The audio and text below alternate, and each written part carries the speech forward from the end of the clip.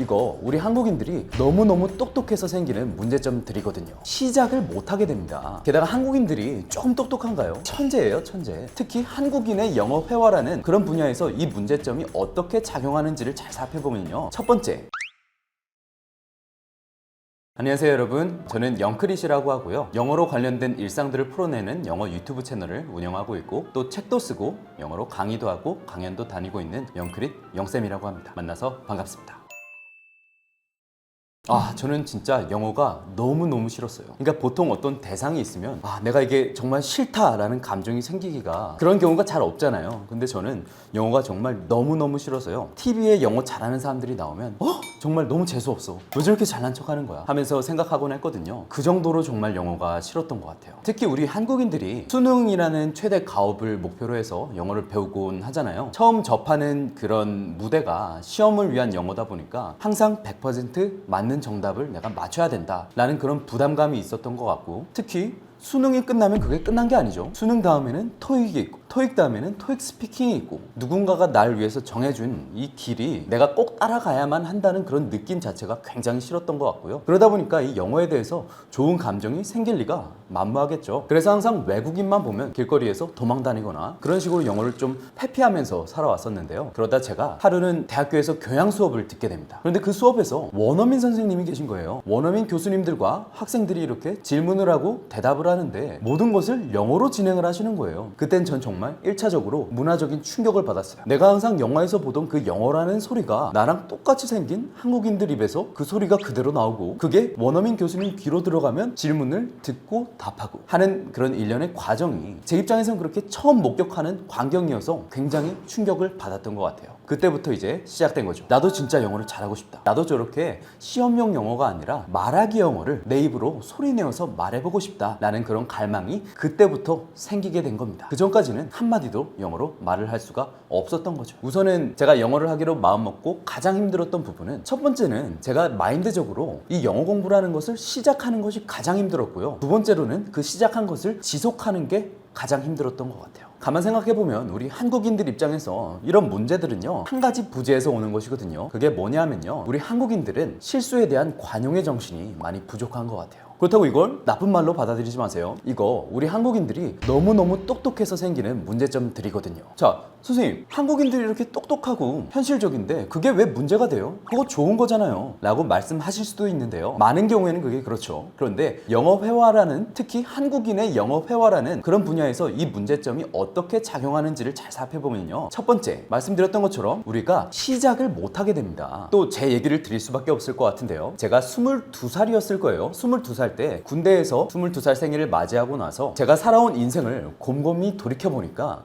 제가 살면서 뭐 하나 끈질기게 해본 적이 없더라고요. 말 그대로 저 자신만의 장점이 없었던 거죠. 그런 입장에서 앞으로 나가서 사회에 살아나가야 되는데 뭔가 막막함 같은 게 느껴졌던 거죠. 그래서 앞으로 내가 살아가려면 뭘 해야 될까 생각해봤는데, 그래, 어차피 영어는 살아가려면 필요하니까 취업할 때도 필요하고, 그리고 또 내가 유일하게 끌린다는 느낌을 받았던 게 그 영어 교양 수업에서 학생들이 영어로 대화하던 모습, 그게 머리를 스쳐 지나가니까 그래, 나도 자기 개발이라는 거를 영어 공부로 시작해보면 어떨까 라는 생각이 들었던 거죠. 그래서 이 원대한 포부를 주변 사람들한테 얘기하니까 돌아오는 답변이, 야, 영어는 네가 무슨 영어를 한다 그래. 어차피 성인 되면, 어차피 어렸을 때 유학 갔다 온 거 아니면 성인 되면 영어를 못 한다니까. 시험을 위해서 필요한 거면 나중에 그냥 시험용으로 따로 영어 공부를 하면 되고, 지금 그냥 영어 공부를 하겠다는 거는 좀 포기하는 게 좋을 것 같아. 굉장히 제 입장에서는 현실적이고 차가운 똑똑한 조언들이 들어왔었거든요. 그래서 제가 이 영어 공부라는 걸 시작을 못하고 또 한 1년이라는 시간이 그냥 지나가게 됩니다. 제가 그래도 띄엄띄엄 영어 듣기랑 말하기 연습을 조금씩 하고 있었는데요, 결정적으로 제가 이 영어 공부를 지속을 못했던 이유가요, 그때 제 주변 사람 중에 굉장히 똑똑한 선배가 있었어요. 굉장히 박학다식하고 현실적이고 명확한 조언을 해주는 선배였는데요, 근데 마지막에는 그 선배마저 저한테 그러는 거예요. 야, 태영아, 잘 생각해봐라. 영어 학원에서 너 가르쳐주는 그런 강사분들 있지? 다 너보다 훨씬 똑똑하신 분들이야 임마. 그분들은 어렸을 때부터 미국에서 유학을 오랫동안 하신 거고, 너는 현실적으로 비교를 해봐. 네 머리로 지금 영어를 공부한다고 해서 되겠니? 너 그리고 유학 갈 돈 있어? 없지. 그럼 현실적으로 지금 영어 회화 공부를 하는 게 맞아, 그만두는 게 맞아? 그만두는 게 맞겠지. 그리고 임마 지금 유학 간다 그래도 이미 늦었어. 이 나이 때 현실적으로 영어 회화를 한다? 불가능이라니까. 라는 굉장히 현실적인 조언을 저에게 해줬던 거죠. 근데 그 얘기를 듣는데 정말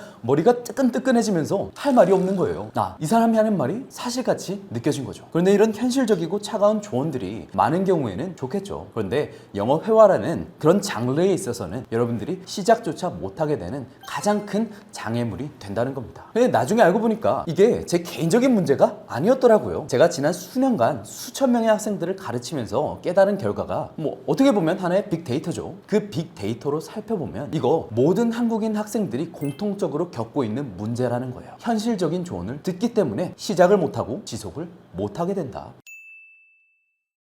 아까 말씀드린 것처럼 한국인들이 영어에 거부감을 가지는 이유에는 세 가지가 있다고 말씀드릴 수 있을 것 같은데요. 첫 번째는요, 우선 우리는 너무 주눅 들어 있다는 거예요. 과거에 저도 그랬었고요. 이거 근데 잘 생각해보면요, 여러분들 잘못이 아닌 거거든요. 우리가 시험을 통해서 영어를 배웠기 때문에 항상 A 아니면 B라는 정답을 찾게끔 우리가 트레인돼 있기 때문에 틀리는 거에 대한 무서움, 두려움, 다른 사람들이 날 판단할까봐 두려운 감정을 우리가 가지고 있다는 겁니다. 게다가 한국인들이 조금 똑똑한가요? 문법적으로는요, 제가 수많은 나라의 사람들과 대화를 해보면 느끼는 점이 한국인들은요, 문법적으로 천재예요, 천재. 이렇게 모든 사람들이 너무너무 똑똑하기 때문에 틀린다는 것에 대한 두려움이 생긴다는 거죠. 결국 틀림에 대한 관용 정신이 우리들에게 없기 때문에 생기는 문제점이라는 겁니다. So what I mean by that is when it comes to learning a second language, we oftentimes lack the tolerance for making mistakes. And that's one of the reasons why we're always so afraid of even trying to speak.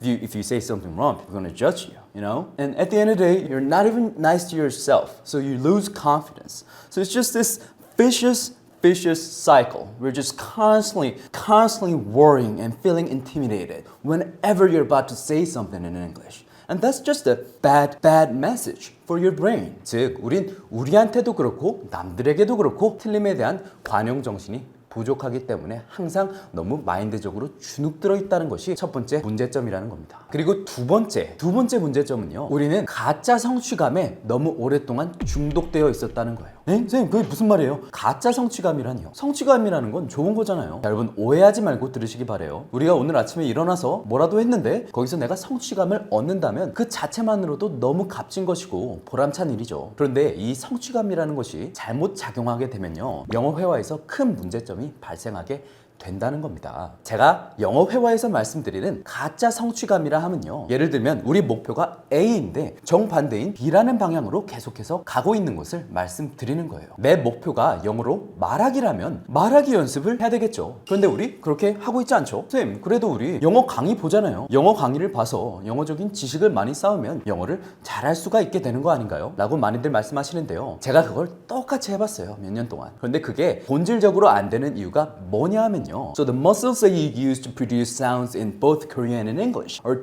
totally, well, not entirely, but they're utilized differently. 자, 우리가 영어를 할 때 쓰이는 이 얼굴의 근육과요, 한국어를 할 때 쓰이는 얼굴의 근육이 다른 부분을 사용하고 있기 때문에요, 우리가 한 번도 사용해보지 않았던 영어라는 그런 사운드를 만들어낼 때는, 우리가 한 번도 말해보지 않았던 영어라는 그 사운드를 만들어내기 위해서는 특정 영어 근육들을 훈련을 해줘야 되는 겁니다. 제가 해부학의 전문가는 아니어서 어떤 근육이 활성화되고 이런 것까지는 말씀드릴 수가 없지만, 제가 얼마 전에 정말 피부로 느낀 사건이 하나 있었어요. 제가 지인의 추천으로 정말 난생 처음으로 보톡스라는 걸 얼굴에 맞게 됐는데요, 보톡스라는 것의 작용 기전이 뭐냐 하면요, 보통 우리가 성인이 돼서 오랫동안 얼굴 근육을 사용하게 되면요, 이 턱의 근육이 발달하게 됩니다. 그렇기 때문에 거울을 보면 웬 떡두꺼비가 한 마리 앉아있죠. 그게 다 얼굴 근육을 너무 많이 사용하다 보니까 발달을 해서 턱이 튀어나오게 되는 것이죠. 그런데 이 튀어나온 턱의 근육에 톡신이라는 약물을 주입을 하게 되면요, 그 발달한 턱의 근육들을 죽여줘서 얼굴이 조금 갸름해 보이는 그런 효과를 얻게 되는 거죠. 그런데 제가 이 근육이 많이 죽어있다 보니까 음식을 먹을 때도 턱이 아파서 못 씹겠고 그런 경우가 많이 있었거든요. 근데 딱히 한국어를 할 때는 불편하다고 느껴지지 않았는데, 영어를 할 때 특히 특정 사운드 O, W, U 같은 사운드를 발음을 해볼 때 한국어를 할 때는 불편하지 않았는데 영어를 할 때 굉장히 불편감이 많이 느껴졌다는 겁니다. 이거 진짜로 우리가 사용하는 얼굴의 근육이 한국어와 영어는 다르다는 그런 반증이 될 수가 있겠죠. 이게 제가 진짜 피부로, 말 그대로 피부로 느끼게 된 영어 근육과 한국어 근육의 차이입니다. 그렇기 때문에 정리하자면 우리가 가고자 하는 목표가 영어 말하기라면 영어 말하기를 위한 특정 얼굴 근육들을 훈련해 줘야 되는 것이고요. 그러기 위한 방법으로는 영어로 많이 발화 연습을 해보는 방법밖에는 없다는 거예요. 여러분, 바디빌더가 근육을 만드는 영상만을 봐서 바디빌더가 된 사람이 이 세상에 한 명이라도 있을까요? 없겠죠. 영어 또한 마찬가지라는 겁니다. 자, 그리고 세 번째 문제점. 우리는 우리 수준에 맞는 발화 연습, 영어 발화 연습을 하기 위한 자료가 찾는 것이 너무너무 어렵다는 겁니다. 선생님, 발화 연습이 얼마나 중요한지 알겠어요. 저 오늘부터 시작할래요. 그런데 어떤 자료를 가지고 연습을 해야 되죠? 라는 질문에 제가 자료를 정말 수천 개를 찾아봤는데요. 이 영어 초급자들이 필요한 영어 말하기 훈련 자료가 없다는 겁니다. 찾기가 정말 어려웠어요. 그래서 여러 가지 시도를 제가 해보게 되는데요. 미드를 가지고 학습을 해보기도 했고요. 동화책을 가지고 학습을 해보기도 했는데요. 정말 10명 중에 8명은 중도 하차를 하게 됩니다. 그 이유가 뭐였냐 하면요. 선생님, 미드는요 저한테 너무 어려워요. 그리고 이게 왜 이렇게 사람들이 웃는지도 모르겠어요. 선생님, 동화는요 너무 쉽고 지루한 것 같아요. 계속해서 학습을 이어나갈 수가 없을 것 같아요. 라는 말씀을 제게 계속해서 주셨던 거죠. 이게 나한테 맞는 수준의 학습 자료가 없으니까 학습을 지속해 나가기가 어려운 것이구나 라는 생각이 그때 들었던 겁니다. 저만 하더라도요, 수년 전에 영어 패턴 책으로 영어 표현들을 학습했던 때가 있었어요. 아직도 기억나는 문장이 있는데요.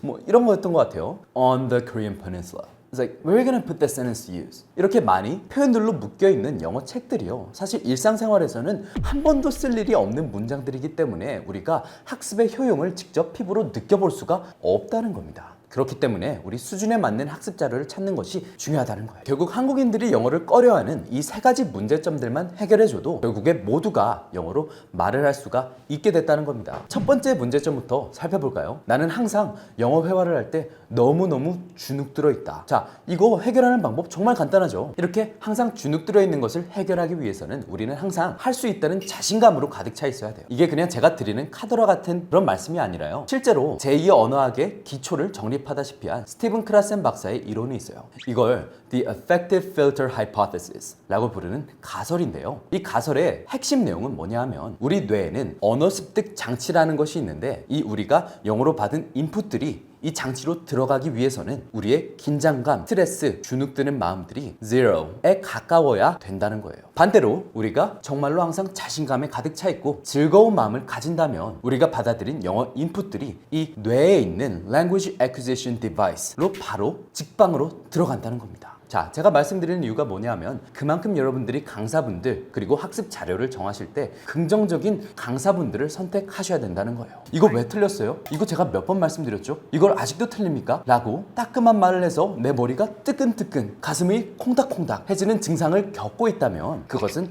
가장 효율적으로 언어를 배우고 있지 못하다는 것을 알려주고 있는 겁니다. 여러분들의 몸이요. 자, 두 번째 문제점의 해결 방법, 가짜 성취감을 우리가 극복하는 방법입니다. 우리가 강의를 보기만 하고 나 오늘도 뭔가 해냈어, 좋았어 라는 성취감을 얻는 이런 악순환은 어떻게 끊어내야 되는 걸까요? 이거 정말 웃긴 게요, 우리 이미 머리로는 다 알고 있어요. 말하기 연습을 해야지만 말하기가 는다는 사실을 알고 있다는 겁니다. 보디빌더가 헬스 영상만을 보고서 보디빌더가 되는 사람이 없고, 사이클리스트가 자전거 타는 영상만을 보고서 된 사람이 없듯이 말이죠. 우리가 해야 되는 것은 자전거를 타면서 넘어지면서 배우고 아령을 들면서 근육이 찢어지고 성장하고 하는 것처럼 우리는 일상 속에서 말하기 연습을 하면서 실수를 계속해서 극복해내는 이런 마인드셋을 가져야 된다라는 겁니다. 모든 것이 마인드에서 시작하는 거예요. 세 번째 문제점 해결책도 알아볼까요? 세 번째 문제점은요, 영어 초급자들이 내 수준에 맞는 자료를 찾기가 너무너무 어렵다. 자, 이거는 제가 직접 해봤던 거기 때문에 100% 공감할 수가 있는데요. 제가 미드로 영어 공부를 조금 시작했던 때가 있었는데, 그때 제가 정말 열심히 해서 미드 에피소드의 한 5편 정도를 한 3시간 동안 안 보고서 낭송을 할 수가 있었어요. 그러다 보니까 이제 자신감이 하늘을 찔렀던 거죠. 야, 이 정도면 나 영어 진짜 잘하는데? 나 원어민 아니야? 하고서 전화 영어라는 것을 난생 처음 하게 됐는데, 웬걸 내가 외웠던 문장들을 쓸 경우가 아예 없을 뿐만 아니라 외웠던 문장들에 맞는 순간이 와도 정작 그것을 끄집어내서 말하기가 너무 어려웠다는 것이죠. 이거 다 내 영어 레벨은 1인데 10에 해당하는 미드를 학습 자료로서 쓰고 있었기 때문에 그랬던 거였어요. 이거 제가 그냥 말씀드린 보여드리는 카더라 같은 게 아니고요. 크라센 박사의 가장 유명한 이론 중에 하나가 Comprehensible Input Hypothesis 라는 것인데요. 우리가 이해 가능한 인풋만을 우리 머릿속에 넣어줘야 된다는 거예요. 이 이해 가능한 인풋이라는 건 뭐냐면요, 내가 이해할 수 있는 수준에서 아주 살짝 높은 수준의 자료를 가지고서 청취, 말하기, 읽기, 듣기 연습을 해야 된다는 겁니다. 그런데 우리 초급자 여러분들이 쉐도잉을 그냥 영어 미드로 해버린다? 라는 것은 가장 효율적인 언어 학습이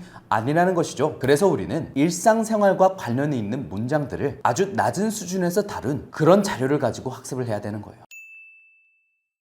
여러분, 영어 뇌로 말하기, 이거 딱 듣자마자 이런 생각 드셨을 거예요. 아, 저거 사기네, 저거 상술이네. 왜냐하면 저도 그랬었거든요. 그런데 이게 이미 실험에서 결과로 입증된 내용이라면 좀 믿으실 수 있으시겠나요? 정말 오래된 다큐멘터리인데요, 지금 거의 10년도 더 된 한국에서 진행한 다큐멘터리가 있어요. 정말 다양한 연령대에 다양한 관심사를 가진 참가자들을 모집을 해서요 12주 동안 다큐멘터리 실험을 진행한 것인데요, 이 실험의 목적은 아주 간단했어요. 이 실험이 끝난 12주 뒤에 이 참가자들이 영어로 기본적인 의사소통이 가능하게 될 것인가 아닌가가 이 실험의 목적이었던 것이죠. 그래서 실제로 어떤 것을 시켰냐면요, 문법 공부, 단어 암기 이런 걸 시킨 게 아닙니다. 이 학생분들이 관심 있어 하는 관심사를 가지고 문장들을 만들어서요, 이 문장들을 그저 반복 발화 연습하게 시켰던 것이죠. 자, 이때 놀라운 변화가 뇌에서 관찰이 되기 시작합니다. 어떤 뇌의 변화가 관찰됐냐면요, 참가자들이 영어를 모국어로 할 때 쓰이는 뇌의 영역을 쓰게 됐다는 거예요. 인간의 뇌의 영역에는요, 물론 전 뇌과학자나 뭐 그런 게 아닙니다. 하지만 인간의 뇌의 영역에는 절차적인 기억을 담당하는 뇌의 부분이 있고요, 서술적인 기억을 담당하는 뇌의 부분이 있어요. 절차적인 기억이라 하면요, 우리가 무의식적이고 아주 습관적으로 할 수 있는 일련의 기술들을 말하는 겁니다. 예를 들면 타자치기,